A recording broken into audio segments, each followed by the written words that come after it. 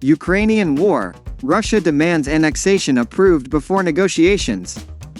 Russia says peace talks are complicated by West's refusal to recognize new territories confiscated from Ukraine after President Joe Biden suggested he was ready to meet with Vladimir Putin.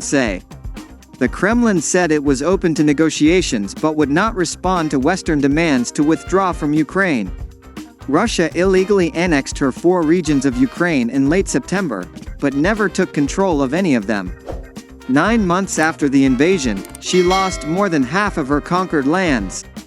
President Biden told reporters on Thursday night that he was ready to meet the Russian leader, if there is a real interest in deciding he is looking for a way to end the war. Frenchman Emmanuel Macron, who stands next to him at the White House, revealed that the two men had agreed never to force Ukrainians to compromise that they cannot accept. The apparent frenzy of diplomatic activity was followed by a month of little sign of conversation as Russian forces were forced to withdraw in southern Ukraine and launched widespread attacks on civilian infrastructure. Prime Minister Olaf Scholz met with Putin for the first time since September on Friday. In an hour-long phone call, Berlin said it urged German leaders to find a diplomatic solution to withdraw Russian troops from Ukraine as soon as possible.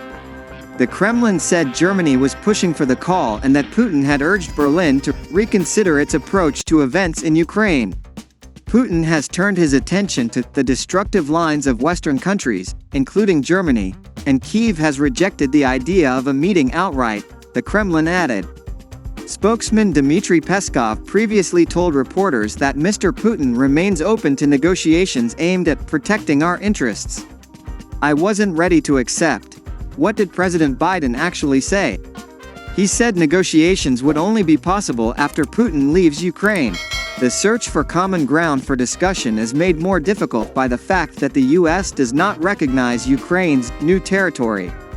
In late September, Putin declared 4 regions of Ukraine Russian, but while Russian forces in eastern Ukraine have occupied most of Luhansk, the invasion of Donetsk has stalled, with Kherson in the south.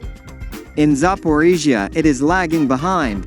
Ahead of Friday's Scholz-Putin meeting, Russian Foreign Minister Sergei Lavrov complained that European countries had not yet provided anything concrete regarding mediation. By the way, President Macron has regularly said over the past 2 weeks that he will meet with the Russian president, he said, adding that Russia had not received any signal through diplomatic channels.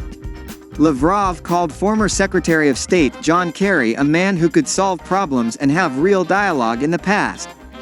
Italian Foreign Minister Antonio Tajani said on Friday it was time to work towards a just peace in Ukraine, but said this must be done through Kyiv's independence, not surrender. The Kremlin must now give a concrete signal instead of bombing the population, he told La Repubblica newspaper. Turkish Foreign Minister Mevlut Cavusoglu said, by next spring, there will be a clearer picture of how a ceasefire or armistice could be established. But he said the situation on the ground made the task more complicated.